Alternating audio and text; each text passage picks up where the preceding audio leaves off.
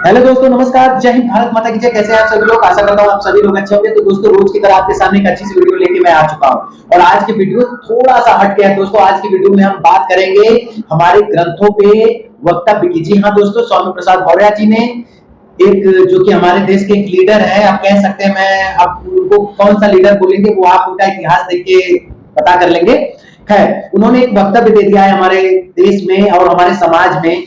रामचरितमानस पे तुलसीदास जी की लिखी कुछ चौपाइयां हैं जिनको लगता है कि वो कहीं ना कहीं हमारे समाज को बांट रहा है, हमारे समाज को नीचा दिखा रहा है। तो उसी से रिलेटेड ये वीडियो है। तो इस वीडियो को अंत तक देखिएगा और अपने से डिसीजन करिएगा, खुद माइंड लगाइएगा कि क्या मौर्य जी जो बात कह रहे हैं वो सही कह रहे हैं, क्या हमारे समाज में इस तरीके की पॉलिटिक्स होनी चाहिए या नहीं होनी चाहिए। ये डिसीजन आपके ऊपर है। तो चलिए दोस्तों, वीडियो को स्टार्ट करते हैं। ये क्यों यकीन करें कि आपके कहने पर उनको समाजवादी पार्टी के लिए वोट करना चाहिए? अखिलेश यादव ने मौर्य समाज के लिए क्या किया है? 3 काम गिना दीजिए।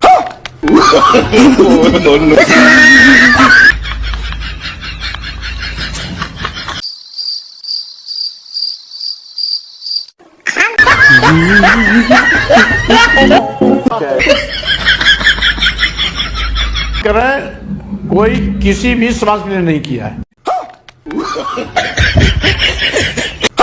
बात क्यों कर रहे हैं? मैंने पूछा अखिलेश यादव ने मौर्य समाज के लिए क्या किया, आपने कहा कुछ नहीं किया। लेकिन आप बीजेपी के खिलाफ हैं इसलिए उनके साथ जा रहे हैं। भाई आपका समाज क्यों चला जाए? वो देखे आज तो 10 मार्च 2022 बताएगा कौन कहां जाता है और कौन कहां नहीं जाता। अरे सर, मैं कह रहा हूं मेरा नाम कर लीजिए सर। नहीं करेंगे मौर्य साहब, जिसका निर्णय मौर्य साहब मेरा नाम कर लीजिए सुशांत मौर्य। अब मुझे बताइए कि आप चले गए समाजवादी पार्टी के साथ, जिसके लिए खुद कह रहे हैं कि उसने कुछ नहीं किया मौर्य समाज के लिए। मुझे क्यों समाजवादी पार्टी को वोट करना चाहिए बताइए? डाल के आप ही बात कर लेंगे। हम आपको पहले भी कर रहे हैं, हम एक जाति एक व्यक्ति के काम कराने के लिए नहीं जा रहे हैं। हम तो पूरे दलित और पिछड़ों की लड़ाई लड़ते रहे और उनके हितों के लिए।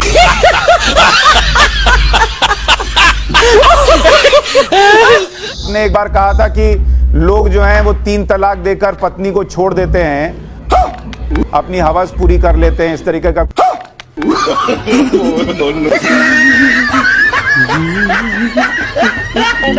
कुछ बयान था। अब आप समाजवादी पार्टी के साथ हैं, उनका बड़ा वोट बैंक मुसलमान है, आप इस पर कायम है इस बयान पर?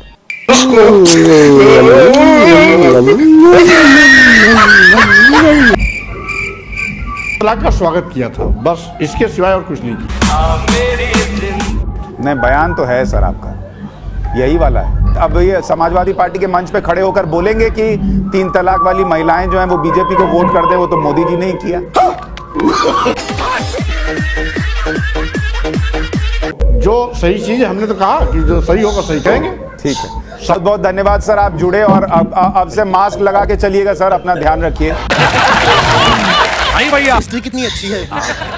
तो दोस्तों, चलिए दिखाते हैं आपको अब वो चीज जिसे आप इंतजार कर रहे थे देखना।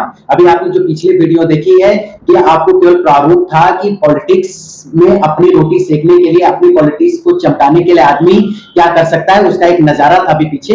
अब देखिए कहानी यहाँ से स्टार्ट होती है। तो चलिए देखते हैं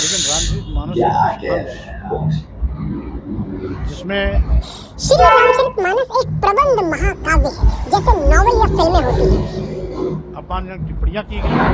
समुद्र जो कहता है उसे ध्यान से सुनिए, सारा भेद सारा सीक्रेट यही छुपा है। ये मेरे साथ सतीश प्रकाश जी बैठे हैं, वो भी इस बात की तस्दीक कर देंगे। ये स्वामी प्रसाद मौर्य कोई बड़ा नेता नहीं है। अंश इस प्रकार है कि ढोल गंवार सूद पशु नारी शकल ताड़ना के अधिकारी। इस चौपाई को या इस डायलॉग को संदर्भ और प्रसंग के साथ, रेफरेंस टू कॉन्टेक्स्ट के साथ समझेंगे, तभी बात समझ में आएगी। ये छुटभैया टाइप नेता, रुकिए सर मैं बता दूं, ये बड़ा छुटभैया टाइप नेता है। पहले मायावती सूद पशु और नारी, यानी मोहि सिख दीनी मर्यादा पुनि तुम्हारी कीन्ही, ढोल गंवार शूद्र पशु नारी सकल ताड़ना के अधिकारी। महिलाओं को भी उसी पशु की कैटेगरी में, शूद्र को भी उसी कैटेगरी पशु कैटेगरी में, सबको ताड़ना बंदित मारना। कौन सा बात करते हैं? समझाता हूँ क्या कहा समुद्र ने। हिती जी के कंधे पे चढ़ गया, फिर उसके बाद जब तक मायावती जी से अलग तब तक कोई इनकी हैसियत नहीं थी। कौन सा ये धर्म है जो अपने ही धर्म के मानने वालों को क्या बताया जाए। इस प्रकार से दलित किए जाने का प्रावधान? यानी एक ऐसा वाद्य यंत्र जिसे बिना सीखे नहीं बजाना चाहिए, वरना संगीत की जगह शोर निकलेगा। मायावती जी के कंधे पे चढ़ के अपना बन गए, फिर उसके बाद बीजेपी ने अपने कंधे पे चढ़ा लिया। और जैसे लेकिन तुलसीदास जी की एक चौपाई से ये भी स्पष्ट किया गया, नहीं कुछ के लिए कुछ के लिए कुछ व्यवस्था होती है। गंवार यानी अशिक्षित ग्रामीण। अब गंवार कोई गाली नहीं है जो हम आज मानते हैं। जो गांव में रहे वो गंवार, ये सिर्फ ग्रामीण का अवधि रूप है। शूद्र बीजेपी के कंधे से उतरते हैं या मायावती के कंधे से उतरते हैं, इनको अपनी हैसियत जो है अपने इलाके में दिख जाती है। 26,000, एक मिनट मैं उनकी हैसियत बता दूं। तमाम जातियां को इंगित करते हुए अपमानित किए जाने की टिप्पणी की है, इसको उस हिस्से से अलग कर दिया जाए या सरकार द्वारा प्रतिबंधित कर दिया जाए। यानी कर्म के आधार पर विभाजित समाज में चौथे तबके के, फोर्थ क्लास, चतुर्थ वर्ण के लोग इनके एक मिनट उनकी हैसियत बता दो, एक मिनट मैं उनकी हैसियत बता दूं, स्वामी प्रसाद मौर्य। जी, क्योंकि स्वामी प्रसाद मौर्य की हैसियत और कुछ नहीं है। मायावती के कंधे पे चढ़ जाते हैं और वो जो है बीजेपी के कंधे पे चढ़ जाते हैं, नेता बन जाते हैं। और दुर्भाग्य की बात है कि ऐसे लोगों को बीजेपी भी अपने कंधों पर चढ़ा लेती है। मैं तो कहता हूं कि ऐसा आज के शेड्यूल कास्ट से कोई कनेक्शन नहीं है। ये सर, स्वामी प्रसाद मौर्य ने रामचरितमानस को लेकर जो बयानबाजी की, उसको लेकर क्या कहना चाहेंगे? हर युग में राक्षस होते हैं भैया, हर युग में राक्षस होते हैं। बाबा साहब अम्बेडकर भी मानते थे। तो शूद्र SC, ST या OBC को नहीं कहा गया है, ये ध्यान में रखिएगा। से लोगों को चढ़ा लेती है बीजेपी अपने कंधे पर, और इसलिए जो है उनकी कोई हैसियत नहीं है। तो ऐसा नहीं है कि वो बहुत बड़े नेता हैं और उनके जाने से हवा का रुख पलट जाएगा।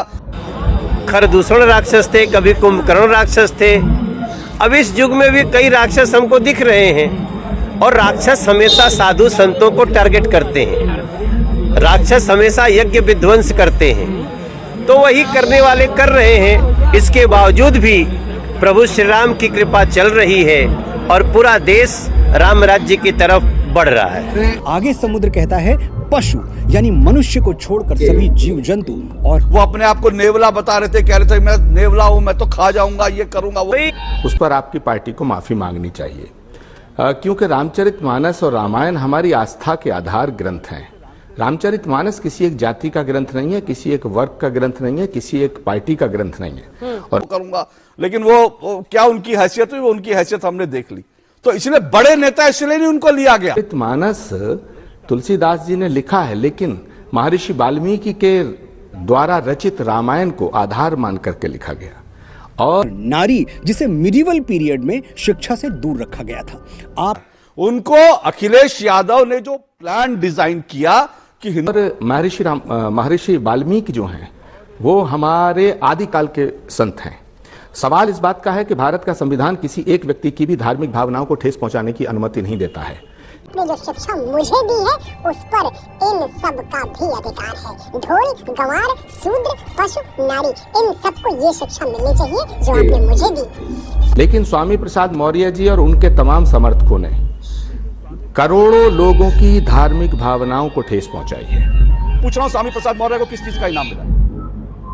ना तो हम किसी धर्म ग्रंथ के विरोधी हैं, ना हम किसी धर्म के विरोधी हैं, लेकिन जो उसकी 4 लाइनें हैं उस पे हमारा विरोध है। और वो मैं आपको सुना, अगर आप हाँ, उसकी जो 4 लाइनें हैं, ढोल, गंवार, पशु, शूद्र, नारी, ये सब तारण के अधिकारी। बात का है कि एक बहुत ही पुराना एक दोहा है, उसे शेर भी कह सकते हैं कि जो गलती कर नहीं सकते उन्हें भगवान कहते हैं, जो गलती करके पछताए उसे इंसान कहते हैं। तो मेरे हिंदू वोटों को बांटना है 2024 से पहले, इसलिए ही उनको जो है। लेकिन कैसे किया जाएगा? इस तरह के बयान देके, रामायण के पन्नों को जला के, रामायण को ढकिया के, रामायण का अपमान करके, अगर आप इस देश के अंदर मर्यादा पुरुषोत्तम भगवान श्री राम के चरित्र का चित्रण जो रामचरितमानस में किया गया है, ठीक है, वो तो सामाजिक समरसता का शिखर है। स्वामी प्रसाद मौर्य को हारने के बावजूद इनाम दिया गया। क्या शूद्र ताड़न के अधिकारी हैं? क्या हमारे देश की मातृशक्ति ताड़न के अधिकारी है? और हमारी आपत्ति है कि ये 4 लाइनें हटाई जाए। मैं बहुत बढ़िया बात है प्रोफेसर भुवन भास्कर जोशी, मैं आपको साधुवाद देता हूं कि कम से कम आपने अखिलेश यादव का जो छुपा हुआ एजेंडा था, आपने पार्टी के प्रवक्ता होने के नाते खुलकर वो एजेंडा बता दिया। बहुत बढ़िया बात है। मैं तो कहता हूं खुलकर आइए ना, ये ढक छुप कर राजनीति क्यों करनी है? आप अगर हिंदुओं को बांटना चाहते हैं, रामचरितमानस पर प्रतिबंध लगाना चाहते हैं, उसकी प्रतियां जलाना चाहते हैं, तो खुलकर कीजिए। ये ढक छुप पता कि आप तो प्रोफेसर हैं, मुझे लगता था कि आप प्रोफेसर हैं और मुझे लगता था कि आप इसका मतलब ठीक से जानते होंगे। लेकिन एक मिनट सर, आप मुझे लगता था कि आप इसका मतलब ठीक से जानते होंगे, लेकिन आपने जो व्याख्या की है ना, वो व्याख्या बिल्कुल गलत की है।